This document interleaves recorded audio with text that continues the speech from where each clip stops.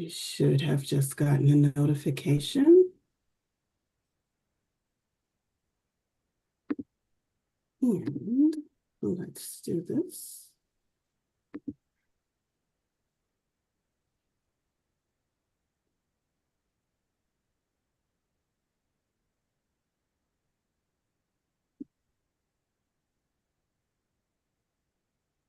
Well, let's hope it's starting. That too is giving me issues.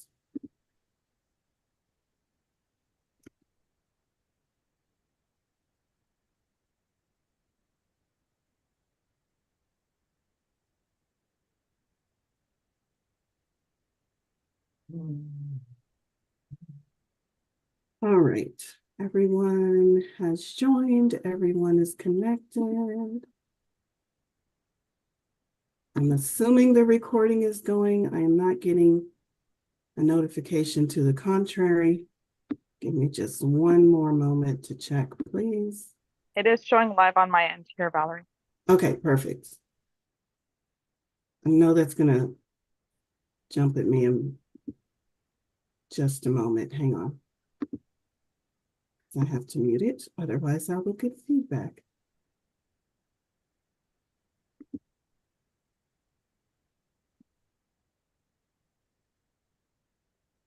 Okay, I think I have solved all of the issues and we are ready to go. Thank you so much for your patience. Everybody can see the screen. I'm hoping big lion on the screen. Not for me, Jacqueline. Okay, good. I'm looking at Jacqueline. I'm looking at you for cues. All right. Thank you for your patience as we got started here. And welcome. Hello. It is 8/8 Lionsgate Portal Special Event. And today we're going to talk all about Lionsgate, obviously, hence the name of this event. Let me do this. I'm going to move pretty quickly today because we do have a lot to cover. This is an annual event. This is my third year doing this event. I get so excited when it comes time to do Lionsgate event. Every year I try to dig a little bit deeper and bring you something new, add something new to the mix. So today's presentation will be a review of some of the older information and also a few new things that I found in my research this year. So I do want to leave time at the end for question and answer, and that question and answer will be an opportunity for you to ask questions directly to my Syrian friends. You all will be able to ask the questions, and I will channel the answers for you all. During the presentation, you will see why my Syrian friends will be making appearance during tonight's presentation because they are closely tied into Lionsgate Portal. So we'll have that question and answer portion, and also time permitting, I do want to get to doing a few mini readings for some spirit selected participants. So with that being said, there are many connections to this date and to this portal called Lionsgate. So I've picked just a few of my favorite connections and interpretations to share with you all today. I strongly encourage that you all do your own research to see what you all come up with. This presentation is by no means all-inclusive. There's so much information out there on these energies and on what this portal can mean to you personally. So please do your own research and see what else you can gather and what other information can assist you or might resonate with you. There's so much. I could literally do a whole series on just Lionsgate. Maybe next year, y'all. Maybe I'll dig into it a little bit deeper next year. But for now, let's just get started. We're going to move into it. First, I want to talk a little bit about the dates of Lionsgate. Lionsgate Portal is thought to open on or around July 26th and stay open until about August 12th, with its peak energy being available on August 8th, today. That portal or those dates are based specifically on the astrological happenings, what's going on up in the heavens astrologically with the planets and the stars and the alignment. So that's where we get those dates from what is actually happening in the heavens at this time. We can still experience the energies building up to the 26th and long after the 12th. I usually try to pull in and work with the energies of Lionsgate for the entire month of August. It's up to you, your own personal preferences. But I will say this year's energies are amplified even more so because not only do we have 8-8, but we are also in an 8-year. I started out this year talking about the 8-year and what that means for all of us. We'll do a very brief recap of that.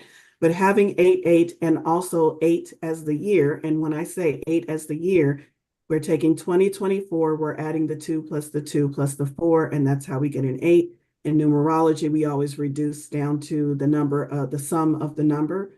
So that's why we also have an 8-year. So we've got 8, all those 8s lining up, giving us amplified energies.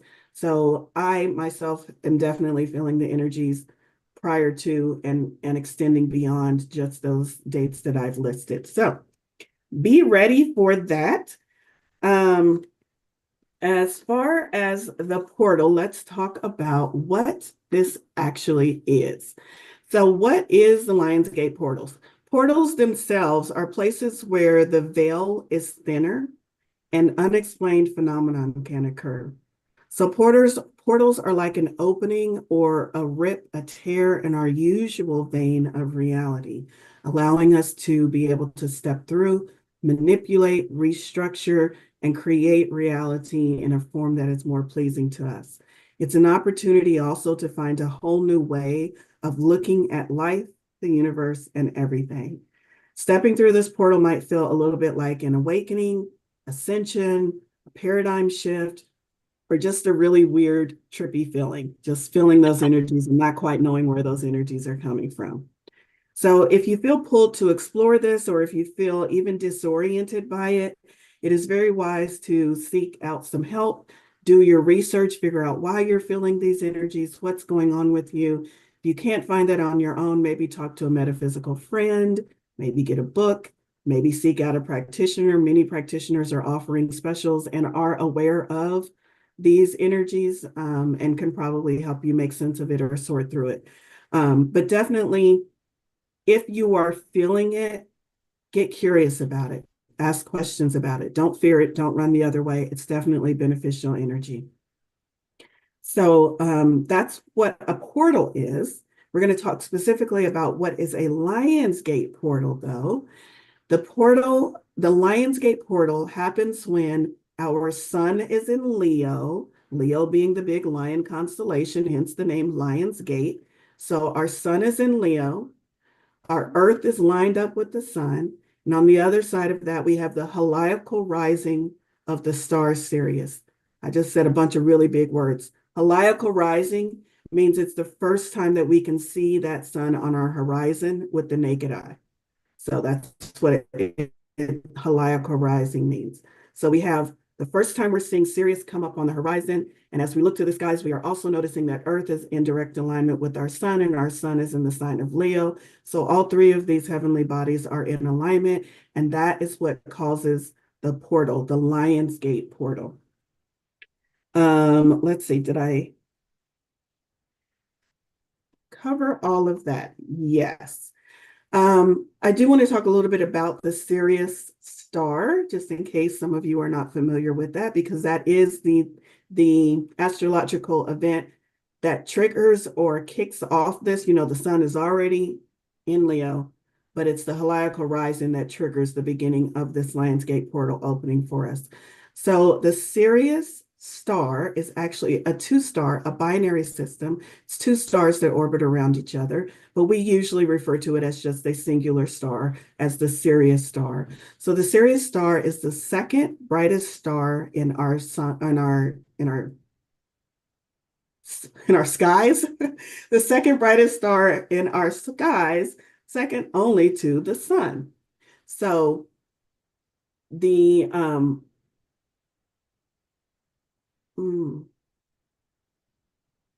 I think I'm going to cover that a little bit later.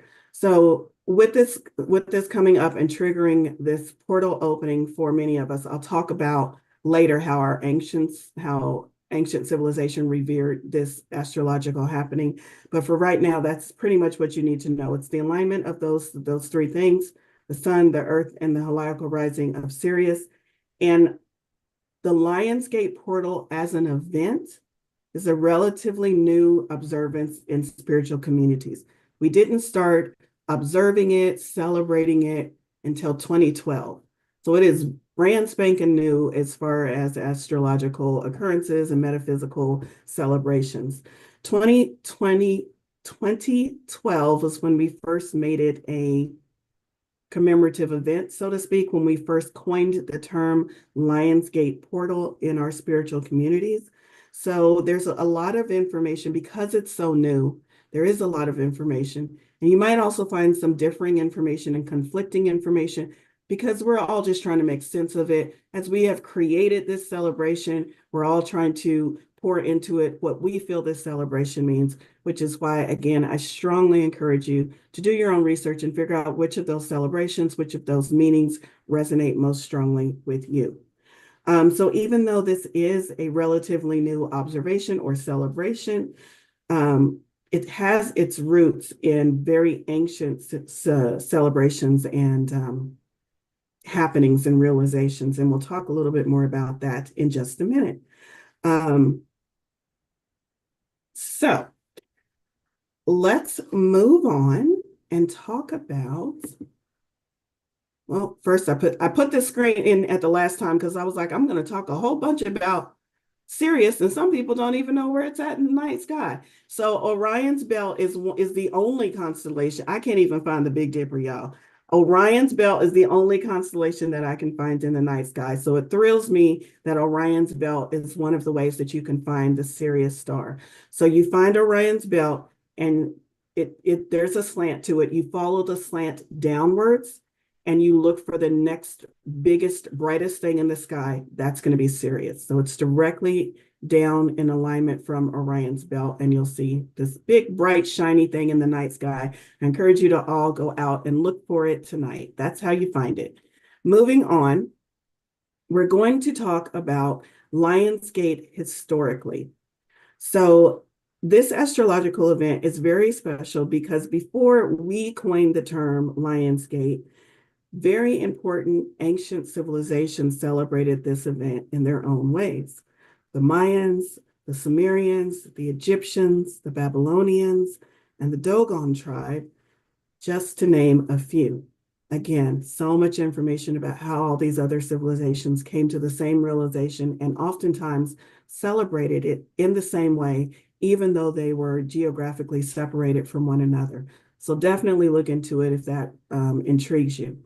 But let's start with a Mali West African tribe and their otherworldly knowledge. This is the Dogon tribe. I believe I'm saying that correctly. The Dogon tribe was studied in 1930. So this is a primitive tribe hidden away from modern society. In 1930, there was some kind of archaeological or some kind of discovery. They were going through West Africa and they stumbled upon this primitive tribe that no one had discovered before. So in 1930s, for the first time, they began trying to communicate with, learn about this tribe, and studying this tribe. In the 1930s, when this tribe became known to us, it was found that this tribe had advanced knowledge far beyond their primitive way of living. So when I say African tribe, I'm talking African tribe with the headdress, with the celebrations, with the dancing, with the beating of the drums, still a very primitive. I hesitate to use that word, but I can't find a better word coming to mind at the time. Native, still a very native way of living this tribe had when we discovered them, when someone discovered them in 1930. But they had knowledge that far exceeded even the knowledge of modern man in the 1930s. And so that is why this tribe was so intriguing to the people who discovered it, because they wanted to know, how do you all know these things? How are you able to track this and do all of this stuff without any forms of modern technology? I'm not going to dig right into all of the vast knowledge that they have, just recognize that they had quite a bit of knowledge that far exceeded what even our 1930 technology was able to discover. And one of the most important things is that when talking to this Dogon tribe, one of the, I guess, venerated, like when you think of religion, this tribe's religion was built, or it's not a religion, but this tribe's belief system, that's better, was built around their belief that they were visited by beings from the Sirius star system who imparted knowledge to them. And that is how they explained to the people who were researching them how they gained all of this knowledge without technology. Is because they were visited by interstellar beings who granted them or gifted them this knowledge. Now, as they were explaining this, they kept referring to Sirius as a binary, two stars. They kept talking about Sirius as being two stars in the heavens. This was in 1930. Our astrologers with the technology and the telescopes could not, with the naked eye, you cannot see that there are two stars. We did not come to that discovery as astrologers until 1970. 40 years after this Dogon tribe was telling the explorers that there's two stars, and they're saying, no way, there's two stars. And now 40 years later, we're like, oh yeah, guess what? They were right. So how would they know that? Without technology, without telescopes? That's just one of the many stories that they were able to tell that points to the fact that probably something interceded and gave them knowledge beyond what their technology and their own personal knowings were able to discover on their own. So that is the Dogon tribe. Again, they mentioned that they were visited by the Syrians, gifted so much knowledge. I find their story very fascinating. There's a whole YouTube video. Just search Dogon tribe on YouTube. There's usually one that comes up, and it's a very short video, but it's very in depth. So you'll get a better feeling of what this tribe is all about. Their story is quite fascinating to me. It's 11 minutes. I wrote it down. The video is only 11 minutes. I wish I had the link. I don't. But I bring up their story for two reasons. One, because I do believe that they were actually visited by Syrians. There's pictures and carvings and all kind of things that kind of speaks to that interstellar visitation. And it speaks to the ancient knowledge. It speaks to one of their beliefs was during this Sirius rising was when they were more easily able to communicate with their Syrian friends. It's when the Syrians came down to visit them when the star Sirius rose on the horizon. So this thinning of the veil was when this Dogon tribe was able to more easily communicate. So it talks about this time being a time more conducive to visitations and communications for the purpose of gaining more knowledge, gaining universal knowledge, gaining knowledge that exceeds our own knowledge, allowing yourself to step through the veil or to receive that information, much like the Dogon tribe did. Another thing that I find interesting is that this Dogon tribe lived over 2,000 miles away from Egypt. And think about ancient times. 2,000 miles was a world away. Nobody was traveling 2,000 miles back then. It was an inconceivable journey. They were 2,000 miles away from Egypt, yet Egypt, which I will talk about here in just a moment, and this Dogon tribe had very, very similar experiences around the same time of the year. They celebrated in the same ways. They understood the same energies were coming to planet Earth. They both talk about energies of abundance. They both talk about energies of being able to communicate with spirit beings. They both talk about the veil being thinner, yet they were completely separated and never communicated with one another. And I always find that fascinating in relation to Lionsgate, but in relation to any study of human history, when you have two completely separate, unrelated civilizations who develop the same stories or the same basis of beliefs completely separate from one another, it's like, where are they getting that information from? Where are these correlations coming from? So I do believe that it's definitely divine intervention that is causing them to resonate with the same stories and the same information, even though they're being completely separate. So that's why I always bring up the Dogon tribe when we talk about Lionsgate, also because the Dogon tribe very specifically links Lionsgate to Syrians and Sirius energy. So let's move on and talk about Egypt, because I did say Egypt and how they also were a strong influence on how we celebrate Lionsgate now. And this is the new information. So I've talked about Egypt in the past quite a bit, but this goddess Sekhmet, I have never talked about her in relation to Lionsgate. So I'm pretty excited to bring forward this information.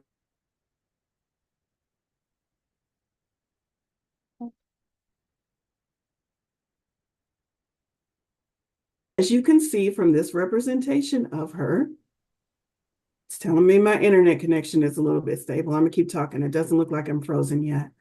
As you can see from this representation of her, she is a goddess with the head of a lioness and the body of a human. So, of course, that right off the bat kind of puts her in the running for a Lionsgate goddess. Excuse me. Now, ancient Egypt, before I go into talking a little bit more about her energies, ancient Egypt, of course, being an ancient civilization, they looked to the skies for guidance and for navigation. When they looked up, they saw two very bright things. They saw our sun, which was much closer, providing our heat and our warmth. And they also saw the star Sirius, or when Sirius had risen up over the horizon, they saw the star Sirius. So they considered the sun as we know it, the big yellow fiery ball, as our physical sun, and they considered the star Sirius as their spiritual sun.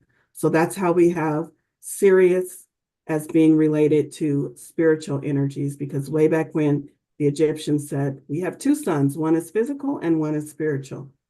In ancient Egypt, the rising of Sirius coincided with the flooding of the Nile. So every time they looked out and they were able to predict Sirius is about to rise on our horizon again, they knew that that also meant the flooding of the Nile. And what the flooding of the Nile meant for those desert-dwelling Egyptians is it meant it's time to plant.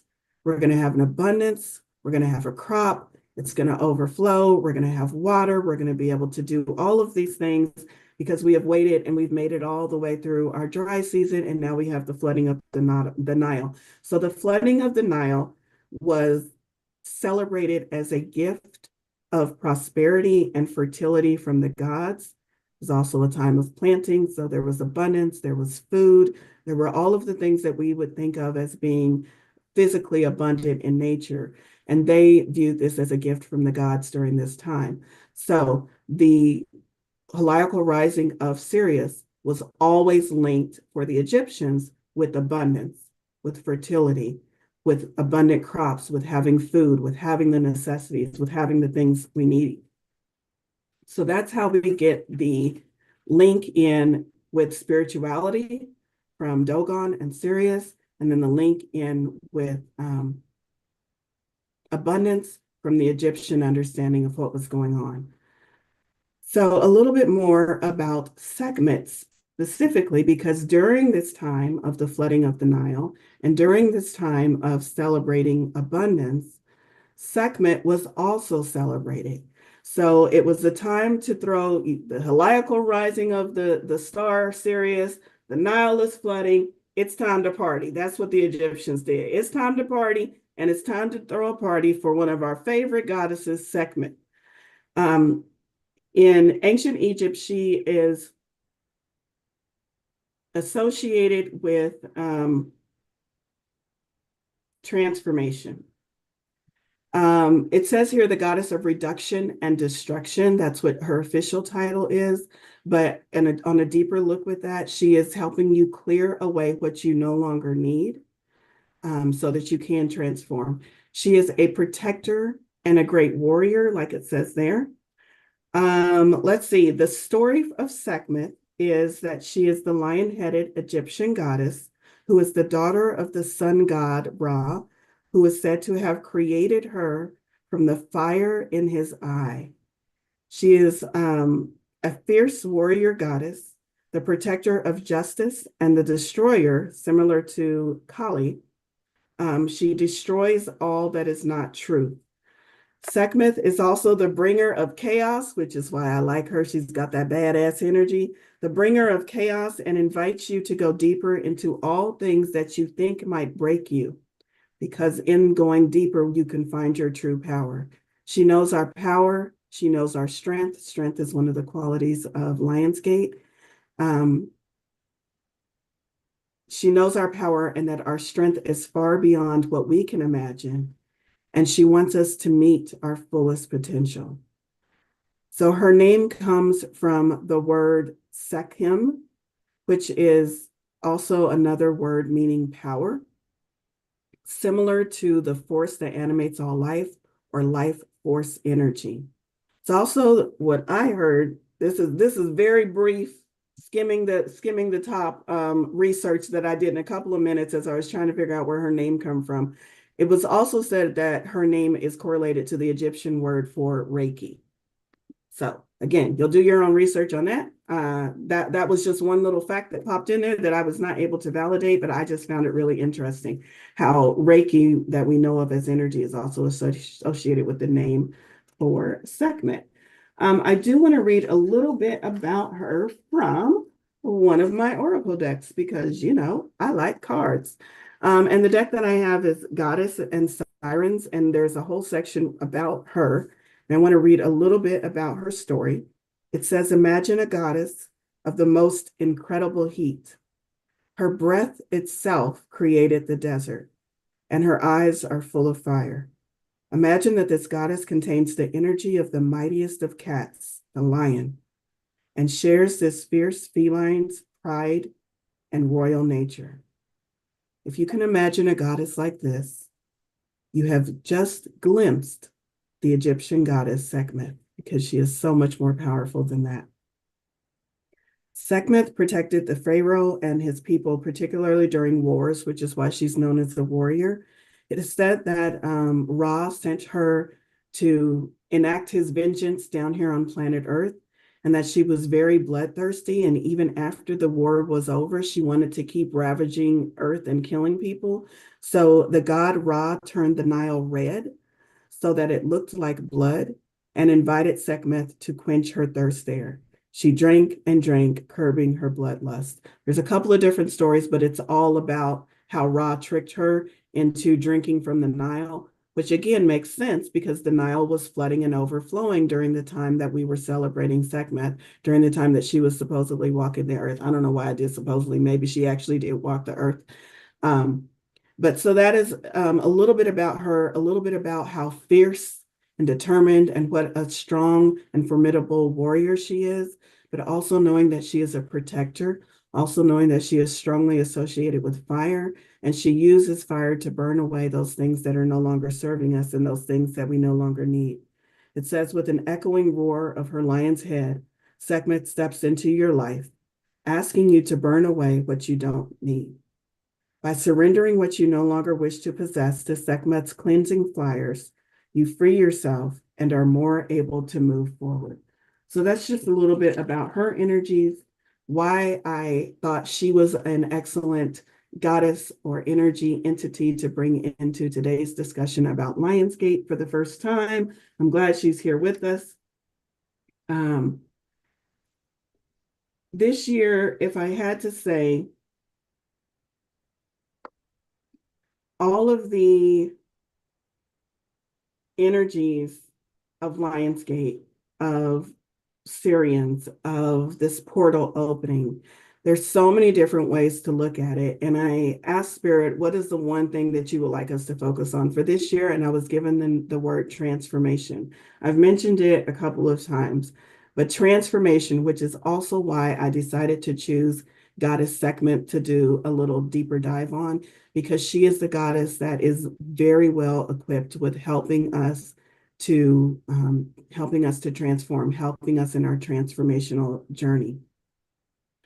So just as a recap, we have the Egyptians who bring the correlation of Lionsgate, who bring us the correlation of abundance, of fertility.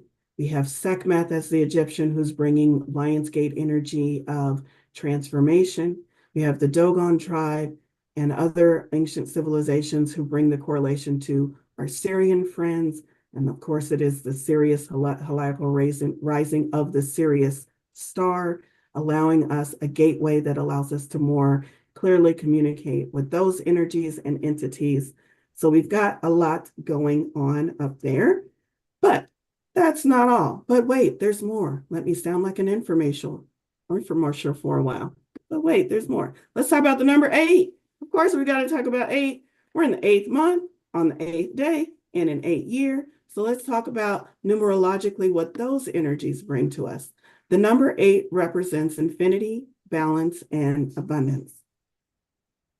On 8/8, the energies are amplified, making it, and again, it's 8/8/8, making it a potent time for setting intentions and manifesting our desires, allowing us to truly transform, to truly get to the good stuff. Eights are all about manifesting, manifesting, manifesting, which in layman's terms means getting what you want, getting what you want, getting what you want. So it's an excellent time to take advantage of this and really ask yourself, what is it I truly want?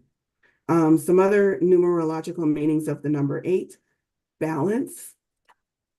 8 is a very balanced number.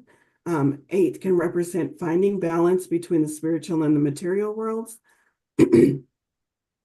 It's also represented with the infinity symbol, if you lay it on its side, which can represent continuous balance. Prosperity, the number 8 numerologically represents prosperity. Prosperity and financial success. So if you are looking to call in more finances, to finally win the lottery, to do whatever you want to do to increase your abundance in those areas, now is an excellent prime time to do that. The number 8 is also associated with flow.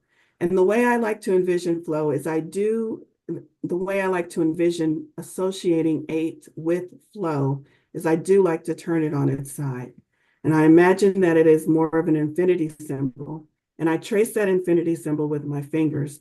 And I realize there is no beginning, there is no end. I could go on with this forever. And it just feels very flowy. And it's that infinite cycle of never stopping, always moving forward, flow. And so I really like associating number 8 with flow because it allows us to call in these energies in a peaceful way, not in a bombarding way, not in a struggle way where we're pulling it in, but we're just allowing it to flow into our life in infinite ways through infinite channels for all infinity. So flow is another one, another term associated with 8. Here's a little something I found from a psychic medium called Sarah Potter. I want to give her due credit. And this is just a little ritual that you might want to do on your own to call in these energies using the number 8.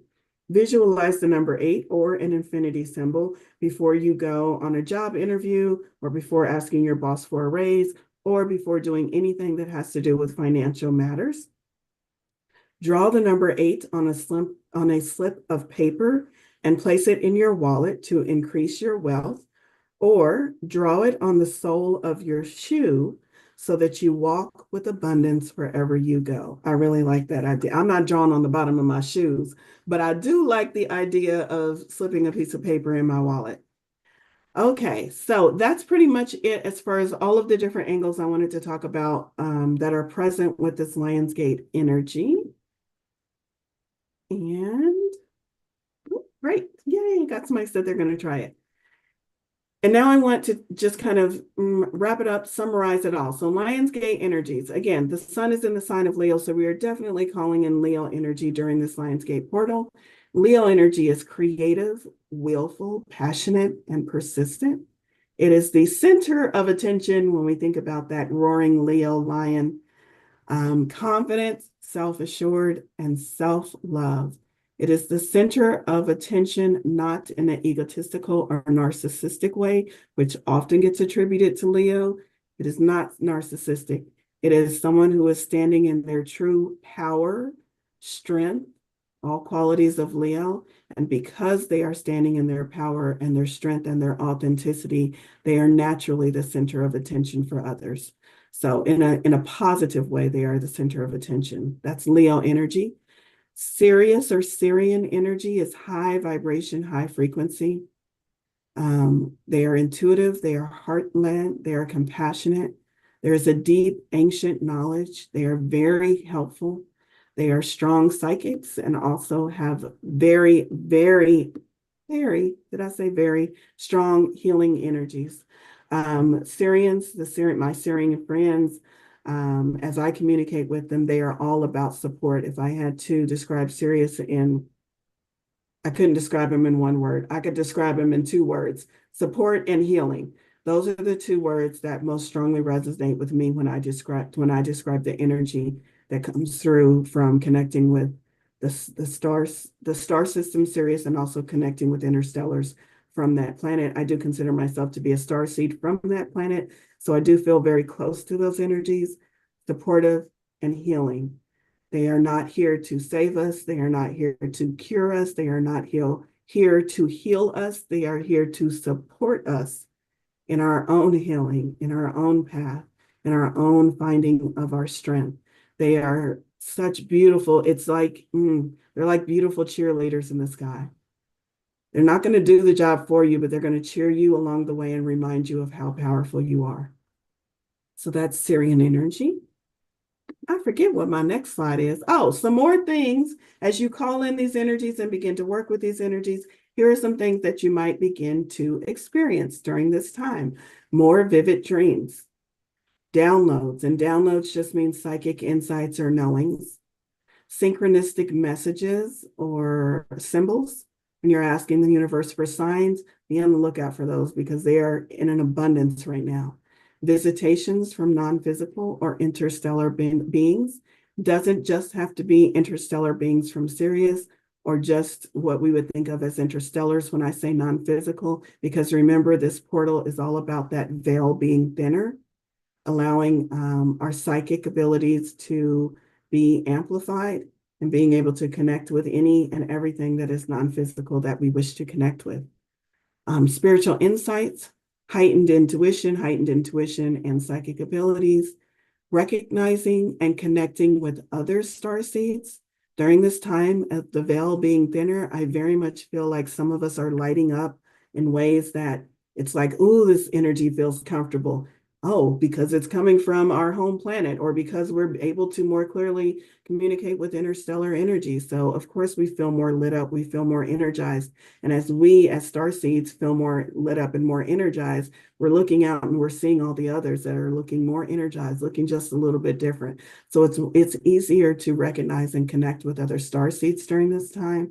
And of course, DNA activations. And DNA activations just, it can mean whatever it needs to mean for you. For me, it means literal DNA activations on an energetic level, things that are maybe I have shut off energetically or physically, or things that need to be reactivated genetically are being reactivated so that I can move forward in a way that I need to move forward, whether it's for my own physical healing or whether it's an energy movement. But DNA activations, that's what it means to me. Think we're almost at the end. Transformation. I want to talk about transformation one last time. Transformation is the energy that if I had to sum up everything I just talked about and put it under a big bold heading, like I just did on the screen, it would be under the heading of transformation. In order to get to all the good stuff, i.e., manifestation, that you've been asking for and wanting to manifest, you need to become the person that possesses those things. You can't get there by being who you currently are. I feel like that is one of the things that I am learning on my personal journey. This Valerie can't have those things. That Valerie can have those things. And in order to get those things, all I have to do is shift and be the Valerie that has those things. And when I try to pull those things into who I am right now, some of it fits and some of it kind of overflows and gets lost just because this vessel isn't big enough and powerful enough to hold what I'm asking for. So I just need to, like a snake, shed the skin, step into the next most recent, most current version of myself. That version is capable of holding and encapsulating and calling in the energies that I want. So you can't get there by being who you currently are, which is why transformation is so key. The new you gets to have all of those things. The old you, current you, gets to continue on in an alternate timeline, having exactly what you have now. Maybe getting a little bit, but still losing it. Maybe calling in a little bit, but not ever being able to hold on to it. Let that person go. Let that person continue on their alternate timeline. Step into this new version of you, this version that gets to have all the things that you've been asking for. So during this period of transformation with the Lion's Gate, ask yourself these questions. What do you want? Have you decided? Have you decided what it is you want? What do you need to let go of and to burn away, like shedding that skin, so that you can step into and become this newer version of you that gets to have those things? So those are just some questions, some ideas to focus on. All right, next I'm going to check the chat real quick. It doesn't look like there's any questions or any messages. Awesome. So next we're going to go into the guided meditation. And the reason why I want to do the guided meditation first, because I do feel like there are probably some questions out there. You all probably have questions for the Syrian friends, questions that will come up during the readings that I do here in a little bit.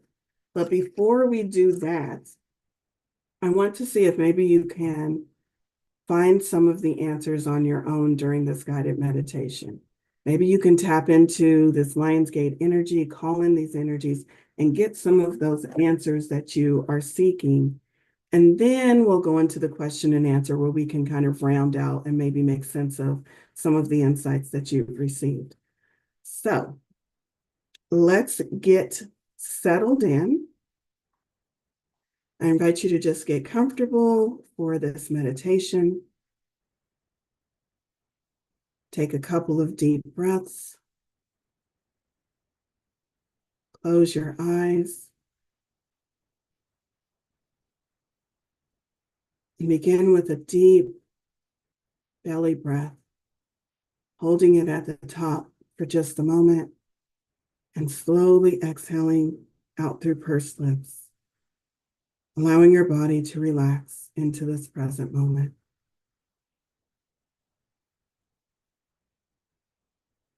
Allowing your thoughts to focus only on this present moment. Focusing on your breathing. Focusing on your body. Letting yourself relax completely and fully in this moment.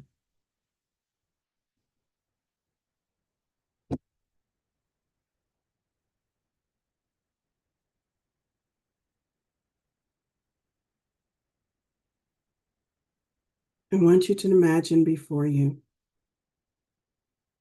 a long tapered candle with a single tall flickering flame. Look at this candle and just notice the flickering lights and the shapes and how it casts light on the walls around you. Feel the warmth and the heat from this candle. Allow its soft and peaceful light to lull you and to relax you. And now allow that small flame to grow larger and larger and create an entire wall of fire. This wall of fire before you, you can feel the heat radiating off of it. And you know that anything that you choose to give to this wall of fire will be consumed, reduced, and burned away. As you stand before this wall of fire, contemplating what things you want to throw at the wall, to your left, you notice a being joining you. This is the goddess Sekhmet. She welcomes you and nods to you. She knows why you are here. She knows you are ready to release. She looks at the wall and she breathes upon the wall, and you see it ignite with an even hotter flame. They increase in intensity, and she gestures for you that the wall is ready. ready for you to release what you no longer need into the flames.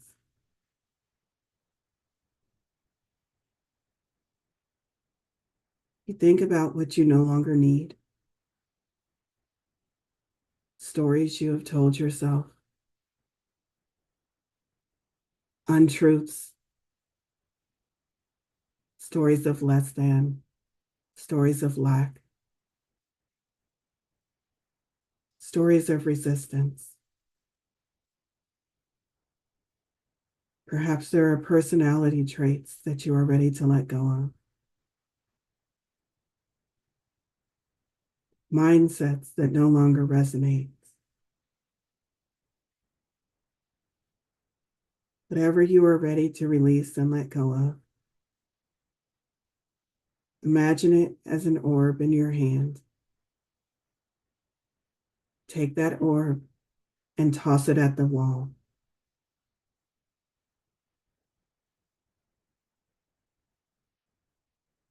You see the flames consume this thing that you no longer need, and it disappears before your eyes.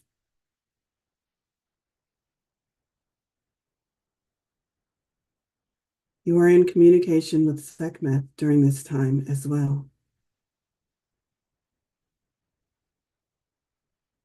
And she is helping you dig deeper, deeper into your psyche, deeper into your energy, deeper into your physical body, into your soul essence, and find all of those things that are no longer serving you. Bring them out and toss them into the wall and allow them to be consumed and burned away with the fire of Sekhmet.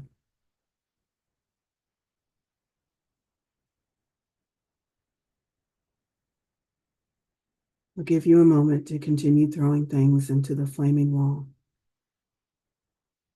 releasing, letting go.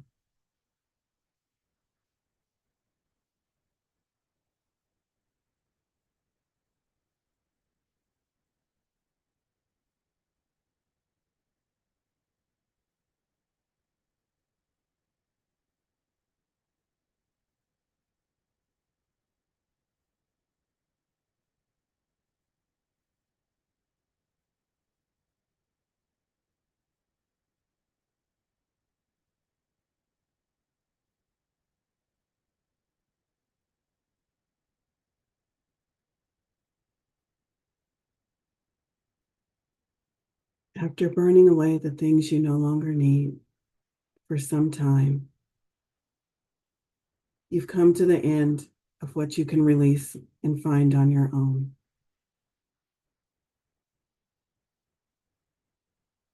You turn to Sekhmet and she nods, and you understand that that is a nod of approval of a job well done. You have cleansed yourself, you have purified yourself, and you have truly in this moment let go of what you no longer need.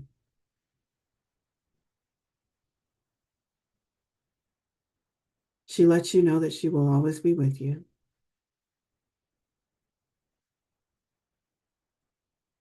And she has a gift for you. As she extends her hand, you see a glowing symbol in her left hand.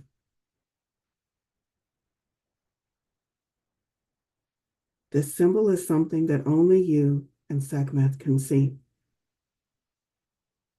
Don't try to judge it. Just let the symbol happen. Just let it be. She takes this glowing light symbol and places it into your hand. And you take that symbol and hold it close to your heart. And it slowly disappears as it integrates and becomes part of your heart space. This sacred symbol you will carry with you in your heart space, knowing that you now have the energy of Sekhmet with you to continue to root out and find those things that are no longer serving you and burn and destroy them.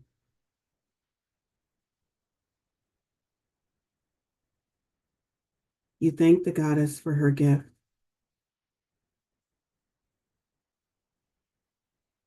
And as you turn to look at the wall again, you notice that the flames are reducing, are getting smaller and smaller, and are now back to that single flame on the candle before you. Sekhmet steps away back into the darkness, and you know that your burning ceremony, your releasing, is now complete. Allow yourself to slowly come back to the room, move around, stretch a little bit, and when you feel ready, open your eyes and rejoin us in the room.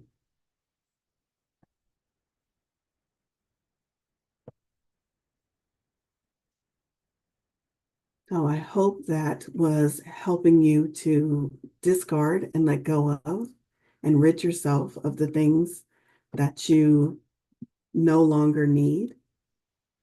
But we don't want to leave ourselves empty now that we've removed and destroyed those things. We want to also call in these energies that can benefit us. So think about all of the energies that we've talked about that are available, abundantly available to us from this Lionsgate portal. Think about which ones you most want. Is it strength, confidence? Is it abundance? Maybe you want some warrior strength. What is it you want? And imagine yourself stepping through a beautiful portal of light, stepping to those things that you want, not calling them, not pulling them towards you, but going to meet them, going where they are, becoming the light being that can enjoy those energies, that knows what to do with those energies.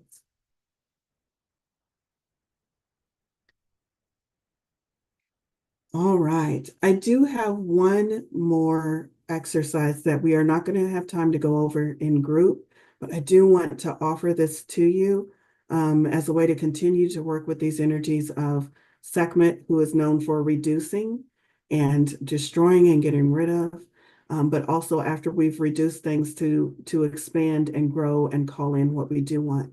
And this is something that you'll just need a piece of paper to do. And the way it works is you decide one untruth. We know Sekhmet is the destroyer of untruths. So you decide one untruth about yourself that is no longer serving you, or an untruth about your situation that is no longer serving you.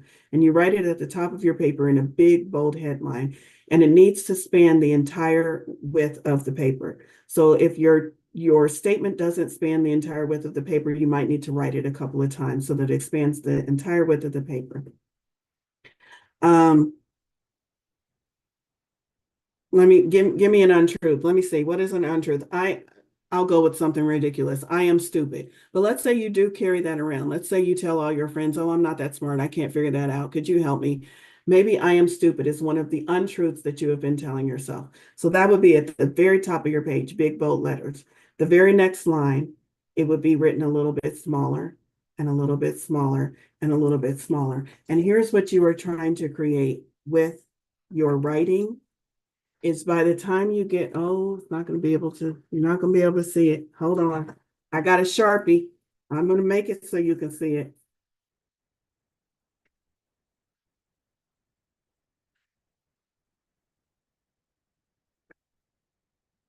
Thank you, Ken. There we go. So you've got this big bold heading at the top, I am stupid. Then the next line, I am stupid, but a little bit smaller, a little bit narrower. I am stupid again, a little bit smaller.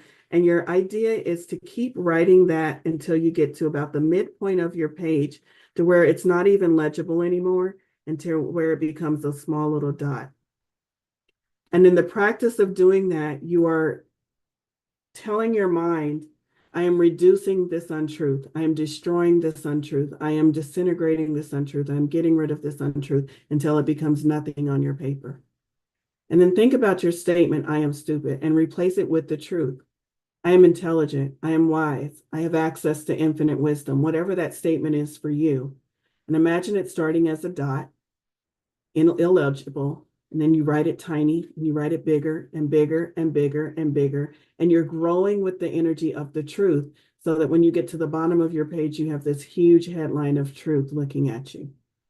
And so that is a way to journal, but also a way that your mind can visually see what you are trying to do with this untruth. You're trying to reduce and destroy it, and then replace it with a bigger, more truthful statement.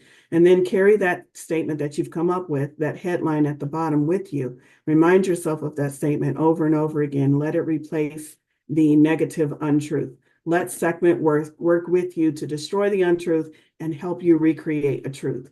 So that's what I have for you as ways, and in way of an exercise that you can do on your own to work more with the energy of Sekhmet and her skill of reduction. And let's see what else. I'm just making sure nothing goes going over there in the chat that I need to respond to. Okay, next up. Ooh, I'm doing real good on time. So this event is 2 hours. I hope y'all looked at that. It is 2 hours. I don't know what I was thinking when I said 2 hours on a Thursday night, but it's 2 hours. Next thing I want to do is I want to open this up for question and answer. I will not be answering your questions. I'm going to tap into my interstellar Syrian friends to see what knowledge, insight, wisdom they can give us during this beautiful occurrence of Lionsgate, where their star is prominent and bright in our night sky, and they are ready to communicate with us. So if you have a question, and it can be a question of any nature, it can be a question about the presentation, about anything we covered, it can be a question personal in nature, just know that this is recorded. Any questions, go ahead and raise your hand, and I will try to answer those for a brief while, and then we will move on and we will do some individual 3-card tarot pulls for Lionsgate. And before we get into that, let me also mention, because I always forget to mention this, my special for the month of August is a Lionsgate reading. It is greatly reduced. You can get a 15-minute reading from me for $44, and it is Lionsgate specific, where we talk specifically about how you can work with these energies, what the energies are best for you, and how you can call in abundance, or whatever it is you're trying to call in, how you can actually do that. That's what we're going to cover in those special 15-minute Lionsgate portal readings. I will drop the link when I find the link, but let's get on to the question and answer. And you can find it on my website, y'all, goddesswithanattitude.com. But Sherry, let's go to your question. Hi. I was wondering if they could share a blessing with us today. Oh, I love that question. Absolutely.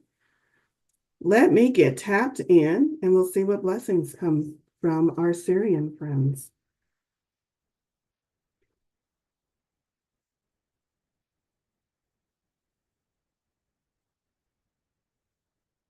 We also delight in this invitation to share a blessing with you.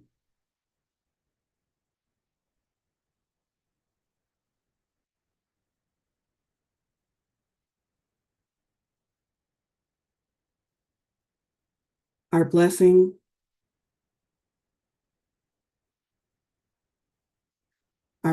to you would be that we wish for you to be able to feel in a real way, acknowledge and see in a real way, not a metaphorical way, the blessings that are always surrounding you at all times. That would be our blessing and our wish for you. And we bless you with this ability to see further than you have seen before. We bless you with this energy that will support you in feeling and acknowledging and experiencing more than you have ever done before. We bless you with the energy of abundance and infinite possibilities. And no matter how many times your human ears hear those words, abundance, infinity, possibilities, opportunities, we promise you, you still have no idea how good it can get. And so our blessing for you is that you begin to experience how good it can get.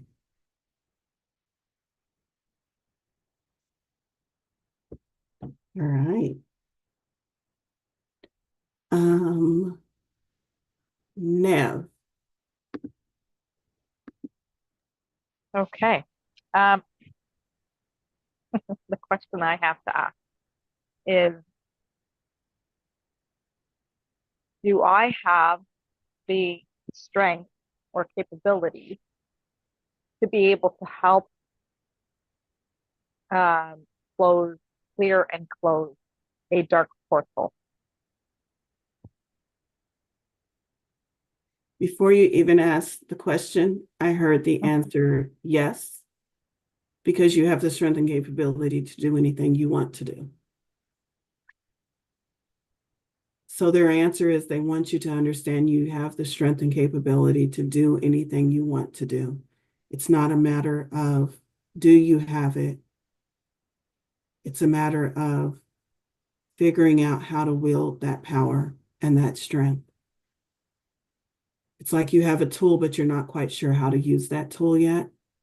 And that's the only thing that they're advising you to work on, is figuring out how to use the tool. But there's no question that you have the tool, you have the strength, you have the ability. There's also a message about the portal itself, your attention to it.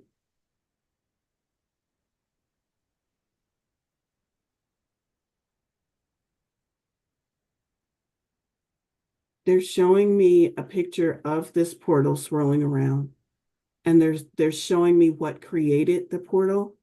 They're calling it the creation energy of the portal, and they're saying your attention to it is feeding that creation energy. So some of your attention to it is what's keeping it going. The more attention you pay to it, the more you call it negative, the more you call it dark, the bigger it gets, the darker it gets, the more negative it gets, because it's feeding off of your attention to it. So just be conscious of how you are perceiving that portal. Thank you. Liz, I saw your question over in the chat. Is that still your question? That's still my question. I was just wondering if I love talking to them through you and the messages we get, but I mean, is this something that we could also say, hey, Valerie's friends, can I talk to you? Absolutely. I do not have, what is it called? Copyright. I am not gatekeeping the Syrians. No, they would burn me with 1,000 fires if I even tried to. No, they wouldn't. They're not harsh like that. They're very healing. They don't have a violent bone in their body that I know of.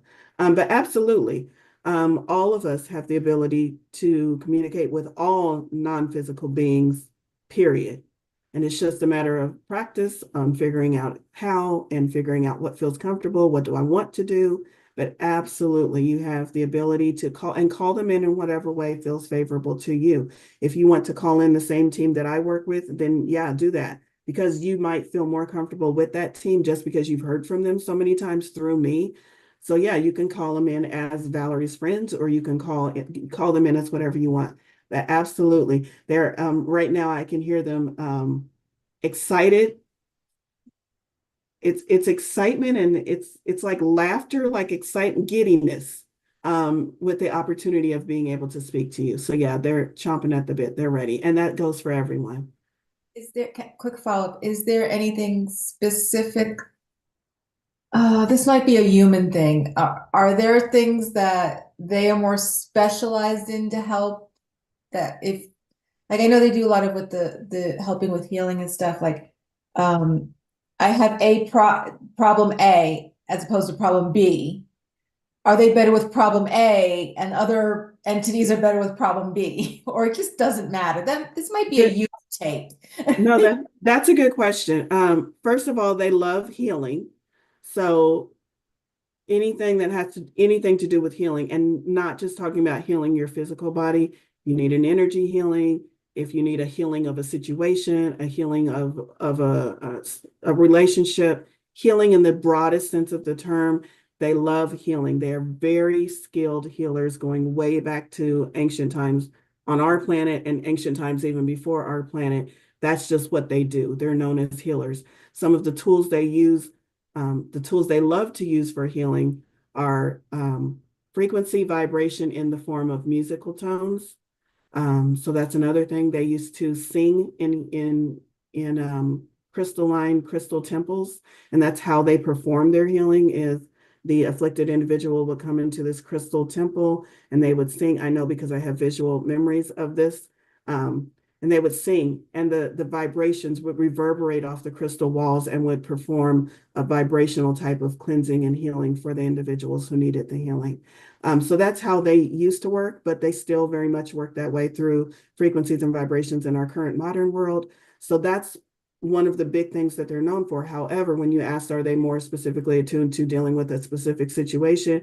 No, but know that they have their own unique way of approaching it.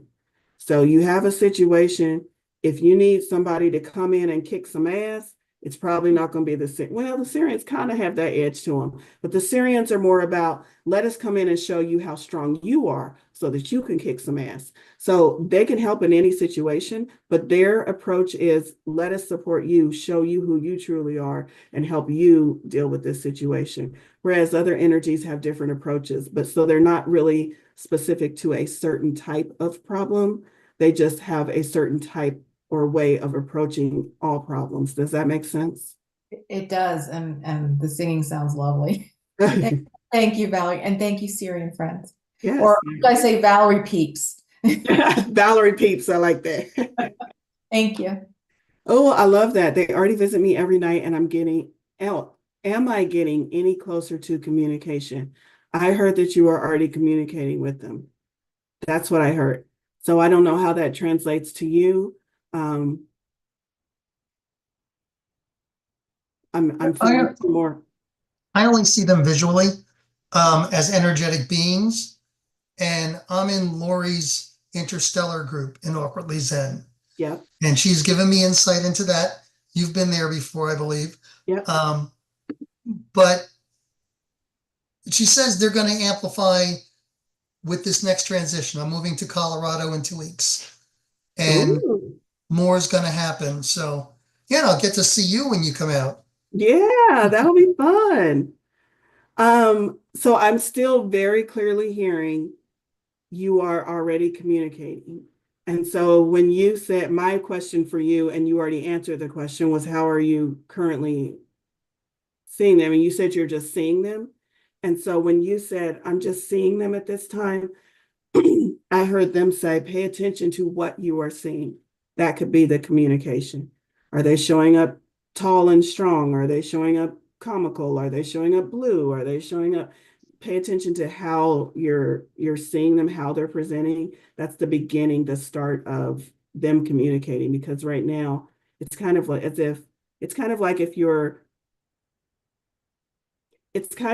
this is what they're giving me in the moment. It's as if you picked up the phone and you're trying to communicate and you're trying to hear a message. Hello, hello, are you there? And nothing is coming back. And they're saying, nope, we're here. We're just using Morse code. So they're there. You are already communicating, but it's just coming in a way that's you just kind of got to feel out a little bit more. So pay attention to how they're presenting themselves to you visually. There's some kind of message in that. And they've changed because I took all my pictures off the wall, and there's a light coming in from my window through blinds, and I have like these diagonal lines on the wall, and I noticed that there seems to be like symbols filling in the lines, like writing on paper, but I don't understand them. I know, yeah, I know. I guess it is they're communicating with me. And that's light language. Yeah, and I believe there's another dimension in my room happening. It's there, I just can't see it fully. So I'm starting to see more and more. Yeah, and they're just confirming all of that. A lot of times with the Syrian friends, they will either confirm or correct. They're confirming all of that. So that's a really good feeling for you, Santos. Keep on track. Keep on track with that. Oh yeah. And if you notice, this is them right now. If you notice any symbols that catch your eye as being more prominent or repeating, get a pen and paper and try to recreate it and jot it down. The symbol has an energetic meaning to you, even if it looks like a scribble on a piece of paper. You know that because you kind of know what light language is.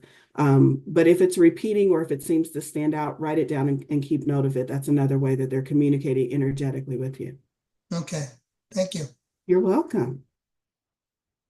All right. Any more questions before we get into the mini readings? We might end a little bit early. We got a lot of time for the mini readings. Okay, I'm going to pause for just a moment to see if anyone has any other questions for our interstellar. I can't believe Lori doesn't have any questions.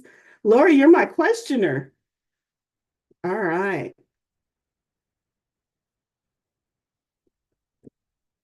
If you think of other questions, jot them down and we'll try to get to them as we get a little bit further. I have not chosen my tarot deck. I did. I got it.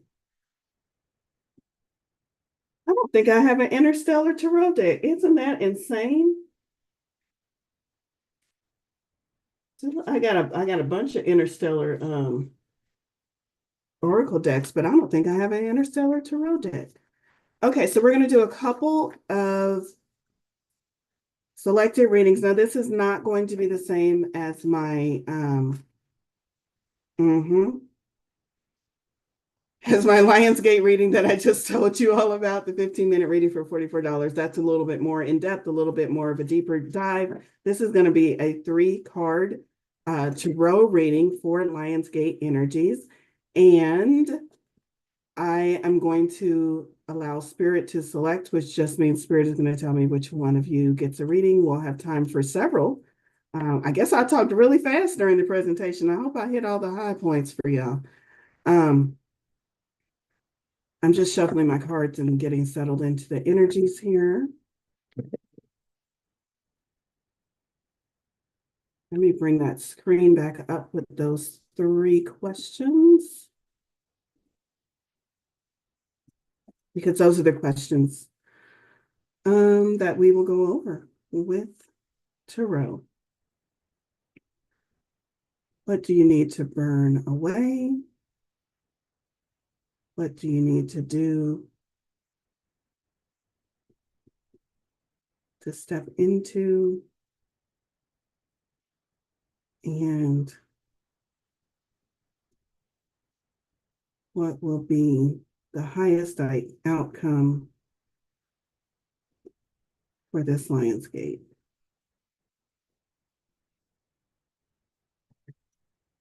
I had to click to another screen. Let me find my way back to y'all. Okay, so the 3 questions, it'll be a 3-card pool. The 3 questions again are, I'm going to ask you to decide what it is you want. So that'll be our area of focus. And then I'll be asking, what do you need to burn away? What do you need to do to step into the version, to transform into the version that gets to have the good stuff?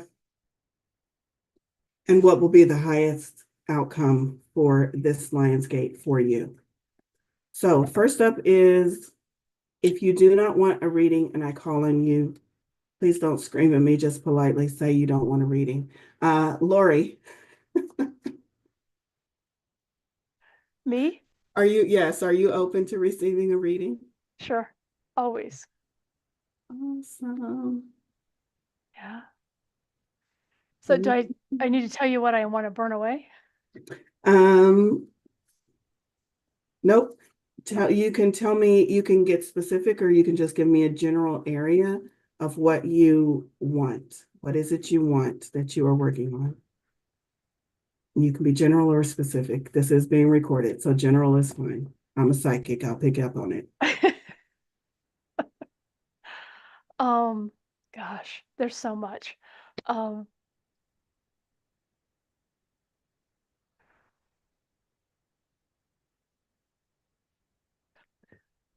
don't even know how to form it as a question. what's up for me is releasing all this fear that blocks me from moving forward, and also that part of me that um, is oppositional to spirit every time they give me guidance.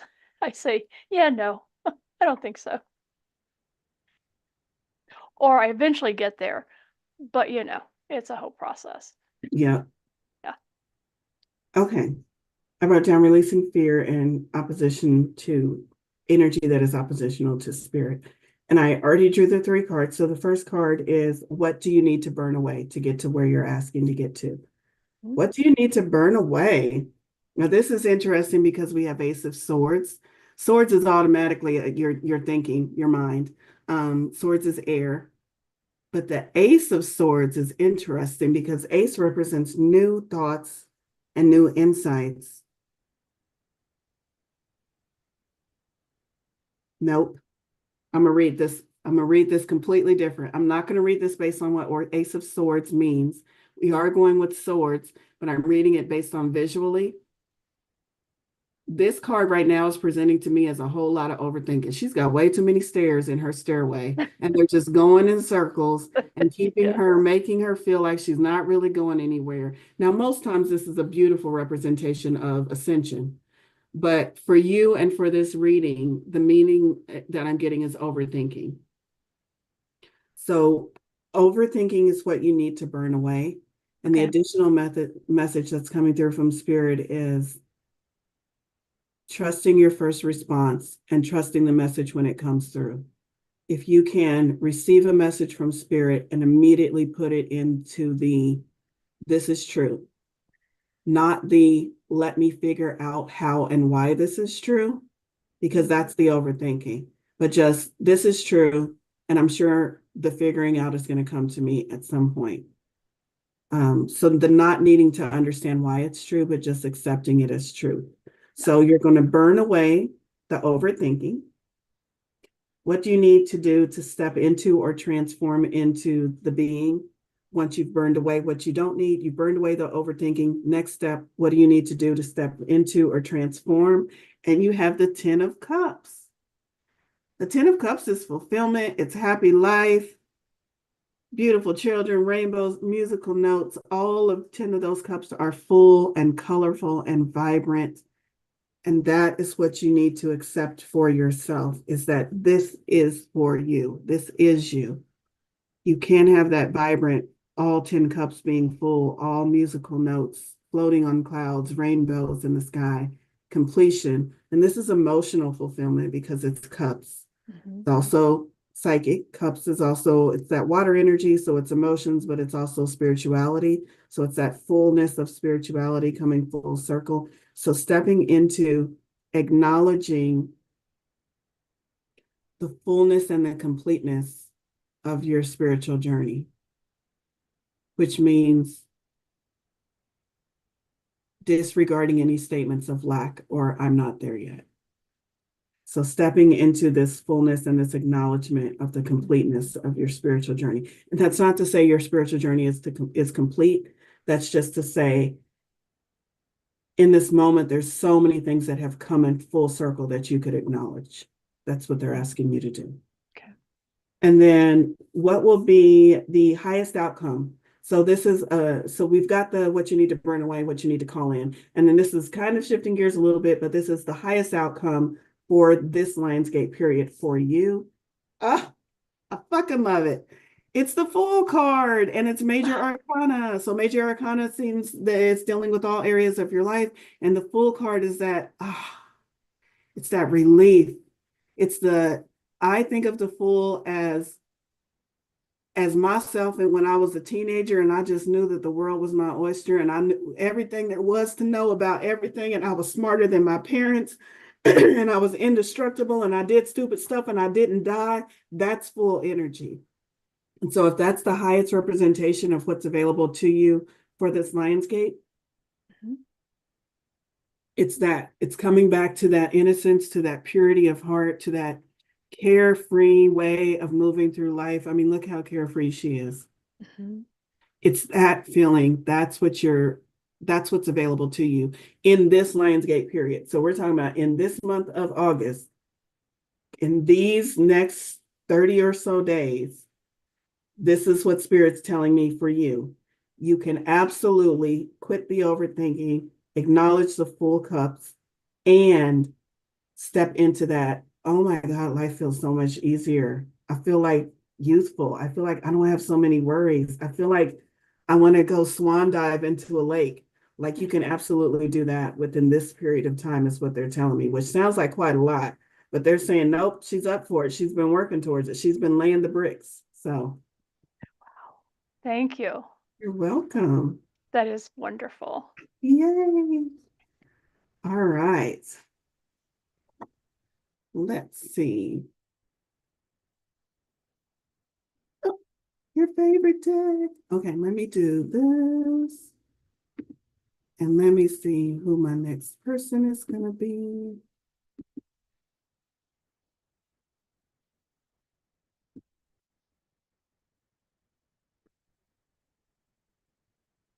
Kendra.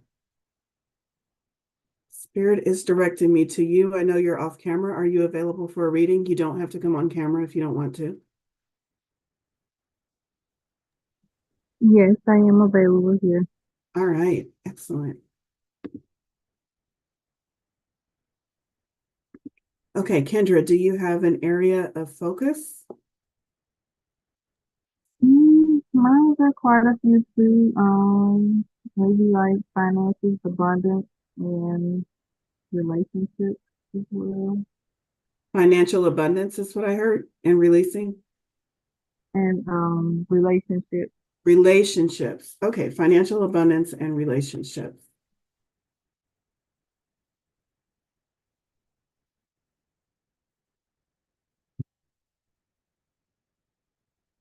Oftentimes I hear messages in how I deal with my cards, and I have an energetic connection to my deck. So as I was working with these cards, I very clearly heard shuffle, shuffle, shuffle, shuffle. And then I heard it's time to shake things up. So that's your first message, Kendra, is it's time to shake things up. There seems to be that you're kind of in a pattern or routine, and they're wanting you, the first message is to shake things up a bit. So as far as your questions about financial abundance and relationships, what do you need to burn away? Page of Swords. Now, this is usually a positive card. When it comes up as what do you need to burn away? Let me see if we can get the blur off of it. Page of Swords, what you need to burn away. Let me show you how I am interpreting this, because as we look at this individual, in the context of what needs to be burned away, look at how she is not paying attention to anything other than the book, which in some senses would be a positive, but in this sense, it's a negative, because what Spirit is telling me is that you know enough, but you haven't allowed yourself to know that you know enough, which means even though you know enough and you have tools that will move you forward, you keep going back to the toolbox trying to figure out more. How can I figure out more? How can I learn more? How can I research this a little bit further? I don't think I know what I need to know to move forward. Does that resonate? Oh yes, 100%. Okay. So that's what Yes. you need to let go of. You need to let go of that idea that you need to know more, that you need to study more, and you need to step in the realization that I know everything that I need to know in this moment to step forward. So allow that to be your mantra. Allow the idea that I need to know more to be burned away. What do you need to step into? Balance. Eight of Pentacles. I love this card. This is a spiritual work-life balance. I don't, not necessarily work-life balance. It's a balance between material pursuits and spirituality. So specifically in relation to your question about financial abundance, and this card comes up saying your physical world needs to be balanced with your spiritual world. The deeper message is You are trying to do too much in the physical world regarding your abundance. You are you are perhaps in moments of stress forgetting that the true source of abundance is not in this physical world at all. The true source of abundance is the abundant nature of the universe. And we in this physical world create physical constructs like funnels that we put up to the heavens. And we say, here is a funnel for you to funnel abundance to me. And some of those funnels look like jobs, look like partners, look like winning the lottery. All of these funnels, sometimes we inappropriately attribute our source of abundance to the funnel itself. It is this job that is my source of abundance. And Spirit is saying, no, that job is just the funnel. I am the source of abundance. And so the funnels are interchangeable. You can get rid of all the funnels if you reach a level of enlightenment and just live in abundance all the time. But we, in this physical world, we came forth to live a physical reality. We create these physical funnels and we work with them. But sometimes we forget and we put too much value on what we do here in the physical and not enough value on what is available to us in non-physical form. And so Spirit is saying what you need to call in order to step into this transformation, in order to allow yourself the relationships that you want, in order to allow yourself the financial abundance that you want, is you need to reconnect to the spiritual side and play more. Look, see how she has the candle and she's turned towards her potions and her crystals. Connect more to the spiritual side and allow that energy to come in and support you. It's less physical doing and more spiritual trust and spiritual knowing. And then the last card is what will be the highest outcome, the highest desired outcome for this Lionsgate period for you. Oh, I fucking love it. It's the Nine of Pentacles. The Nine of Pentacles is that card that look how joyful she is. And there's a dove. The Nine of Pentacles is that idea that you have done the work and it is now time to reap the rewards. It's now time to pick those fruits. You planted, you watered, you tended to it, and now those fruits are ripe and ready to go. The Nine of Pentacles, there's a little bit of message with the nine is that some of those fruits are ready to go. Other of those fruits need to sit on the vine for just a little bit longer. So it's asking you to use discernment in which ones you are ready to pull down and move with. And I'm going to tie that back to that first card that we got that was talking about, where did that first card go? Oh, how you get caught in thinking you're not ready yet, you're not ready yet, you're not ready yet. That's kind of the feeling of this is not feeling like, don't let it sit on the vine so long because you think it's not ready. Don't let it sit there so long that it rots.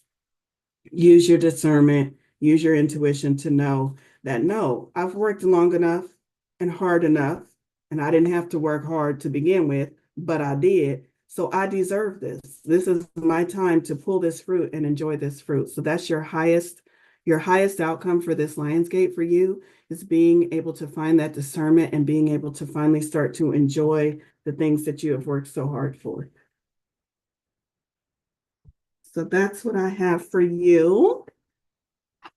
Thank you, Kendra. Did that resonate? Any questions? Yes, I can just only say wow.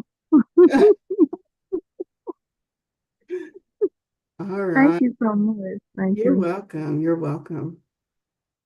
I'm going to do this for just a minute so I can see the whole screen and pick the next person. And I do want to say that even though these messages are coming out individually and are resonating for the individual, they're messages for all of us. That's always what happens in a group reading.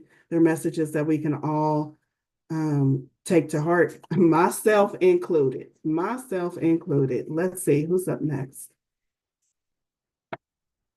Amber, I keep getting drawn to you. Amber, are you available and wanting a reading? Of course. All right, let me get your cards drawn and then I'll come back and ask you your area of focus. Ooh, the last one is interesting. The first two were fast.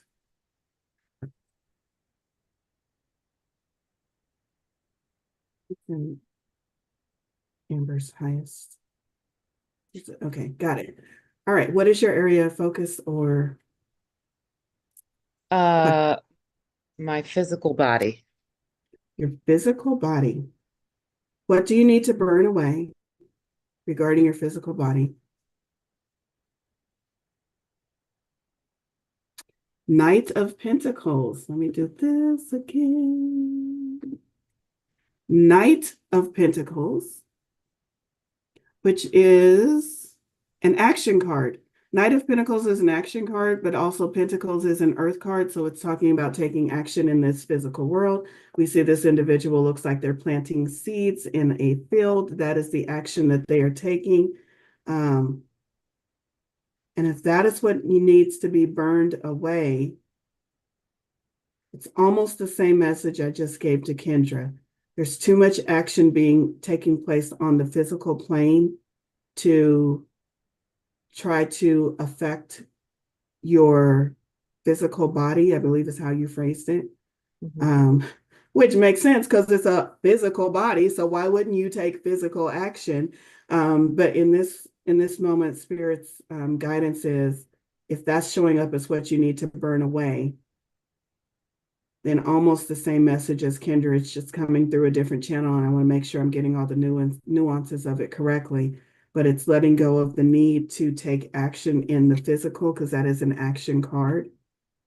It's burning away the doing. You're doing too much. That's what I'm hearing very clearly. You're doing too much. So I'm going to move on to the next card. I haven't turned these cards. I don't turn them over until I speak about them. So the next card is, what do you need to step into? What energies do you need to step into in order to enact the transformation? The motherfucking sun. The most positive card in the tarot, even in negative, it's still a positive. So what do you need to step into? Oh my goodness. Sun energy, fire energy. Interesting that we have Leo, which is a fire sign, and we have this card that is emblazoned with fire energy, the sun. I'm going to read this in relation to Lionsgate and also in relation to your question about physical body.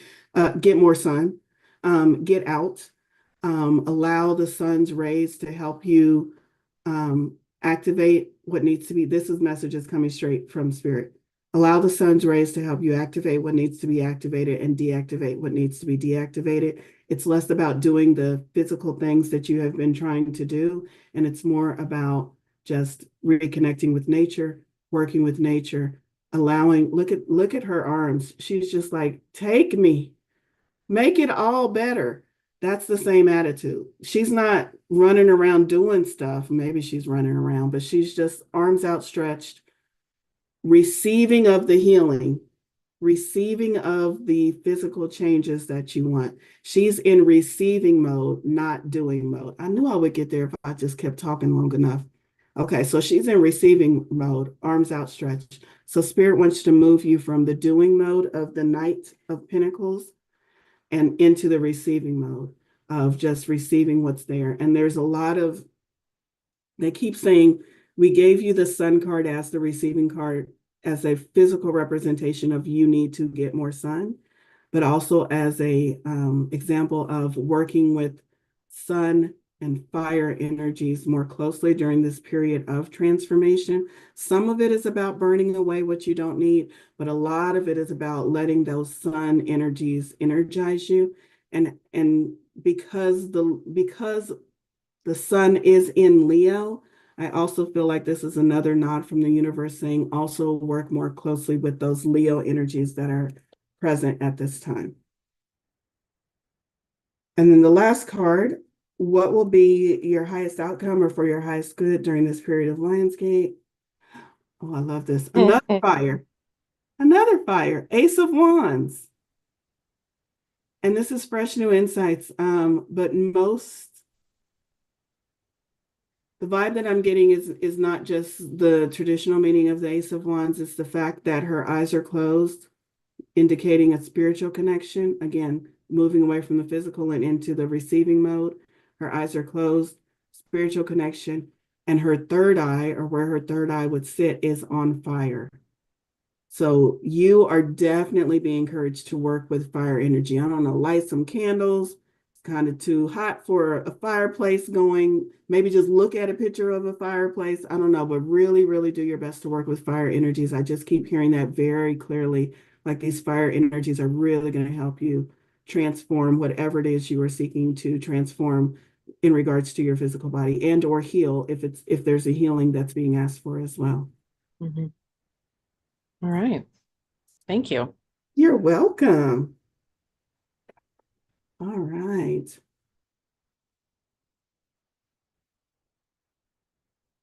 I'm just looking over at the chat to make sure I didn't miss anything. Chelsea, is Chelsea still here? Chelsea is still here. Chelsea, are you available for a reading?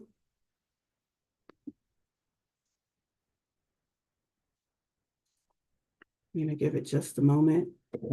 Maybe she stepped away. Oh, there you are, over in chat. Okay, perfect. Do you have an area that you would like me to focus on in regards to these questions? It can be general or it can be specific. It's totally up to you. Relationships and career.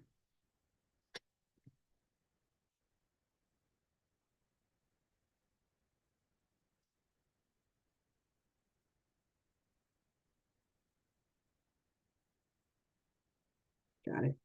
What do you need to burn away? 4 of Wands. That's interesting. I'm gonna have to fill into this. So this is I mean, look, it's a joyful, it's happiness. 4 indicates stability. And this is a burn away. In regards to relationship and career, if this is coming up as a burn away, I would say too much partying. I mean, that's just my quick take. These individuals look like they're partying and having a good time. And if that's what is coming to the forefront for me, oh, they're partying and having a good time. And the question is, what do I need to burn away?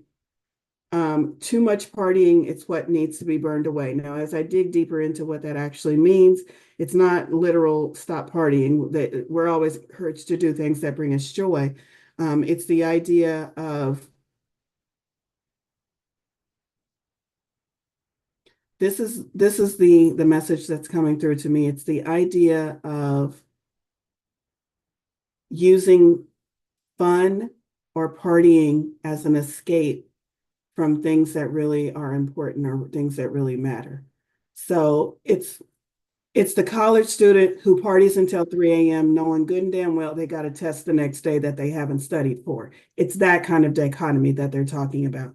Too much partying in that sense, in a sense of avoiding something that really should have your attention and your focus. So what needs to be burned away in a bigger, broader sense, maybe you're not doing any partying. In a bigger, broader sense of the term, what needs to be burned away is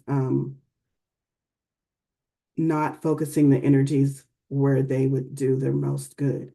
So there's focusing of energies on things that are not productive for you, and that needs to stop. So you need to take a energetic evaluation. Ask yourself, where have I been putting my energies? Where have my thoughts most often resided? Because spirit in this moment is telling me that those thoughts or those energies are not benefiting me. How can I redirect them? Because that needs to go away. So how can you redirect them? What do you need to step into? What do you need to focus on? Oh, this is interesting. 2 of Swords. Now that I've turned the second card over, this makes perfect sense. Because the first card was giving me vibes that, again, you were doing things to avoid the bigger, more important things. And then this card comes up, and this is all about bigger, more important things. The 2 of Swords indicates a choice needs to be made, and a choice is not being made. In the moment, if this was a snapshot in time and you took a picture of the 2 of Swords, this is a period of an individual not making a choice. Now, what happens after we take that snapshot is totally up to the individual.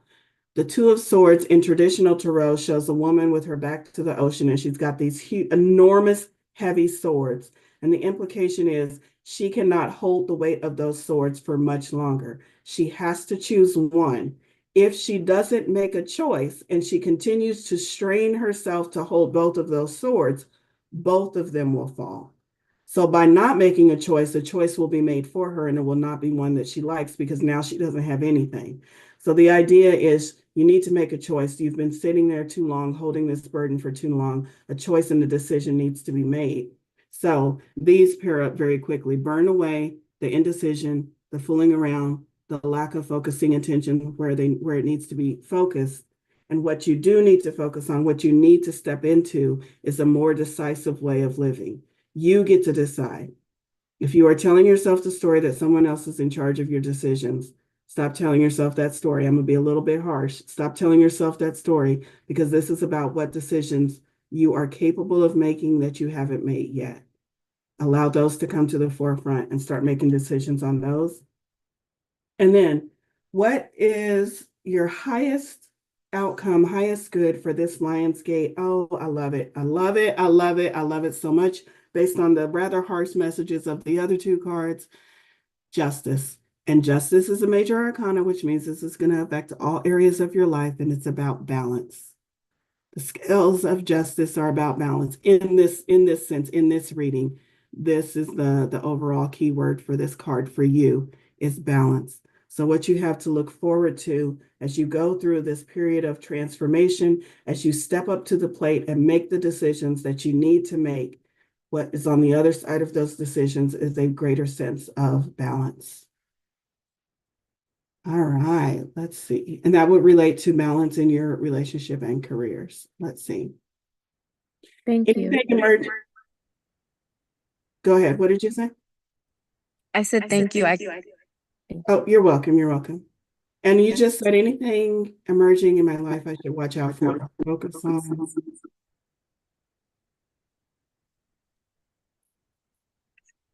Not at this time. It's hinging on the decision that needs to be made. So it's literally like you're at a crossroads, and until you decide, spirit's like, I don't know which road she's going to choose. I mean, spirit kind of knows what you're inclined to choose, but it's completely up to you to actually take that step to make the decision. Once you make the decision, then the what lies ahead for me question can be better answered. Thank you. I think this is definitely relative to a job interview I had July 15th.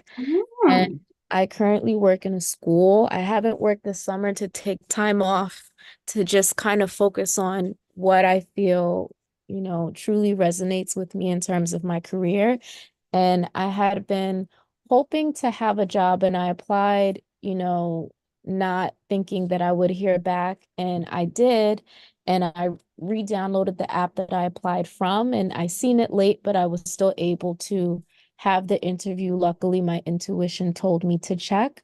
And I did follow up this Monday and they said to check in within the next 2 weeks.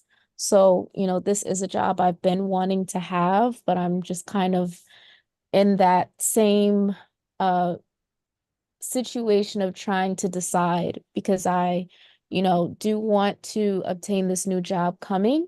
And then the current job that I'm currently in with education, I feel like I need a break from it. And I feel like that's where I've been kind of stuck in two places and not having a job constrain me from making life's challenges a little bit more easier and manageable. And I think that, after having my birthday, definitely did resonate in terms of the partying and trying to enjoy my summer, with regard to this very challenging year with work, and taking a break. I definitely see it as in that way. And I've really been trying to regain, my focus and look more into personal growth and well-being. I think that all resonates. I love that. Chelsea, the only other thing that's coming through for you as you were discussing that and sharing that,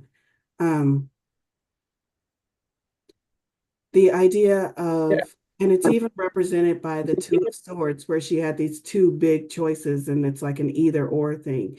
And Spirit kept saying to me, it's not either or, it's not either or, it's not either or. So it's not, I can work this job and get money, or I can leave the industry and do something that I like, or whatever the scenario was that you presented. Spirit just keeps saying in my ear, it's not either or, it's not either or. And then furthermore, they said, use your imagination.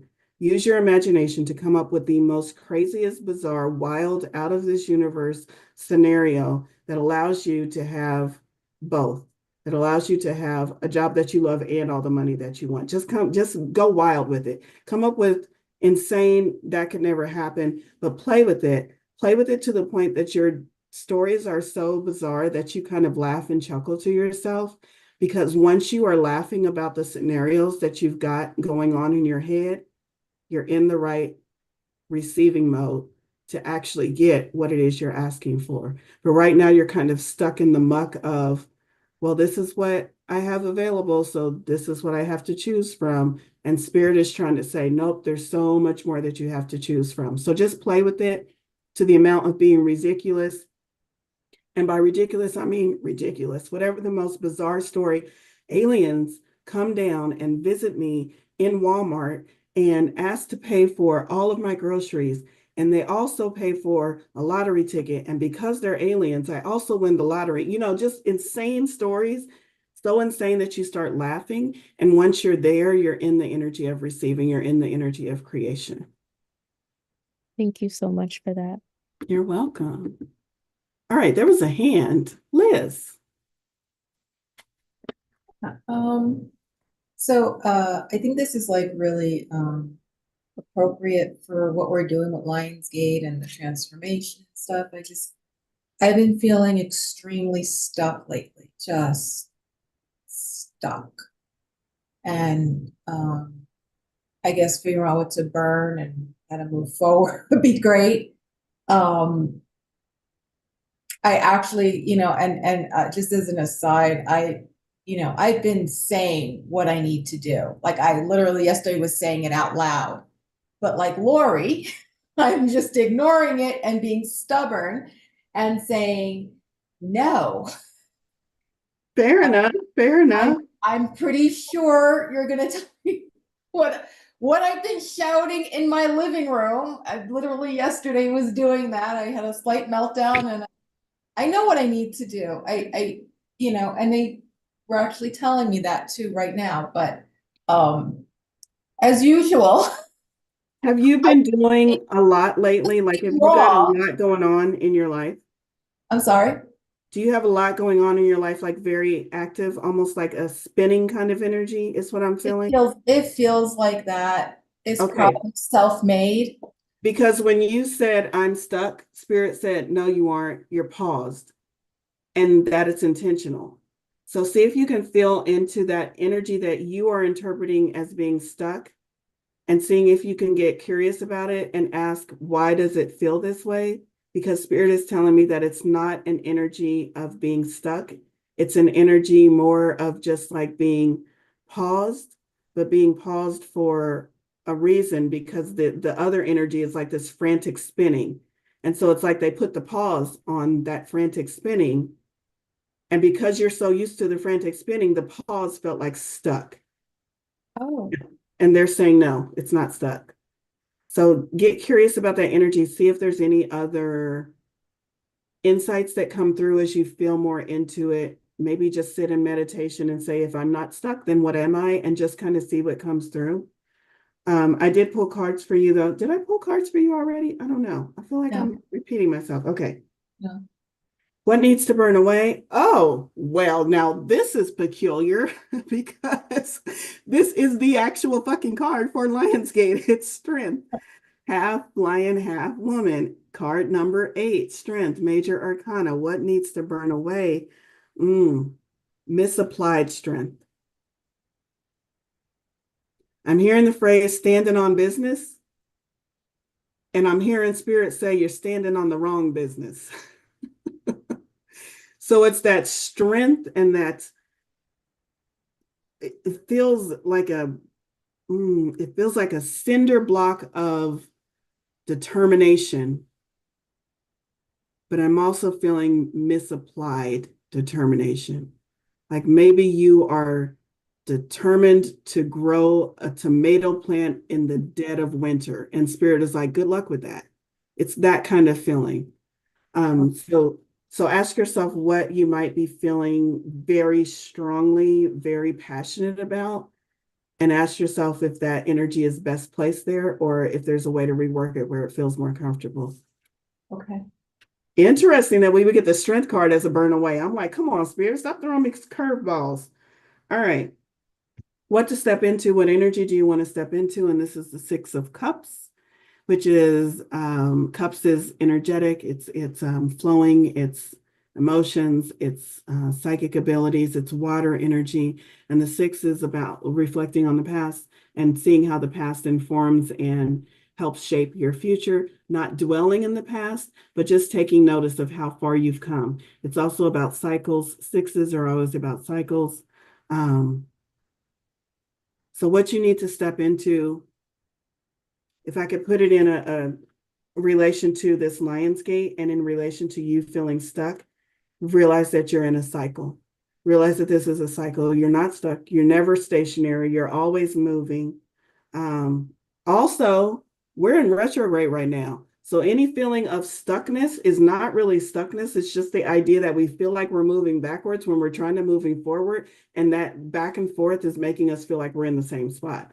So we've got 2 retrogrades that I know of. There might be more, but I know of 2 major retrogrades going on right now. Saturn, which is the planet of time, and it's slow enough on its own, is also in retrograde, and along with Mercury retrograde. So that might be lending to some of that stuck feeling as well. But this is a reminder that you're in a cycle. You're doing fine, reflecting on your past, seeing how far you come, acknowledging to yourself on a daily basis of how far you've come and how much you've grown will help you see that you are indeed moving and progressing every day. So that's what to step into. And then what is your highest, most favorable outcome for this Lionsgate season? And it is King of Pentacles. Relaxed, wisdom. Look at all those books of knowledge. He's got everything he needs. He's got his trusty dog. King of Pentacles is that assured, confident, being situated here in this physical world in a way that is physically pleasing, having all of your manifestations show up so that you feel relaxed about it, so that you feel in flow, so that you feel like I can just sit back and look at all that I have created. King of Pentacles. Oh, that'd be nice. Yay. Okay, I think that almost brings us to the end of time. Yeah, we got 4 minutes left. 4, that's my favorite number. I just want to part with some closing words for you. I love Lionsgate energy, which is why I continue to do this event every year on Lionsgate. I hope y'all join me next year. I encourage you, whatever you do, whether it's the simplest of, I'm just going to sit here and allow whatever the hell Lionsgate is to do whatever the hell it needs to do, or whether you really take it to the next level and I'm going to create a ritual and I'm going to call in Sekhmet and I'm going to do this and this and this. Anywhere on that spectrum, my wish for you is that you do something with these so rich, abundant, plentiful energies, and really let them help move you forward on your path. Because man, it's like we all hit the energetic lottery this time around with the 8-8 in an 8 year, with all of everything that's going on. So take advantage of that, cash in your chips, and see what beauties and wonders the universe has in store for you. Thank you, everyone. This has been a wonderful event. Have a wonderful evening. Thanks for hanging with me till the end. Thank you. Thank you so Thank much, you, Valerie. Have a good everyone. evening. Have a Bye. wonderful evening. Goddesswithanattitude.com if you're looking for that reading special. Thanks, everyone. Hi, Linda.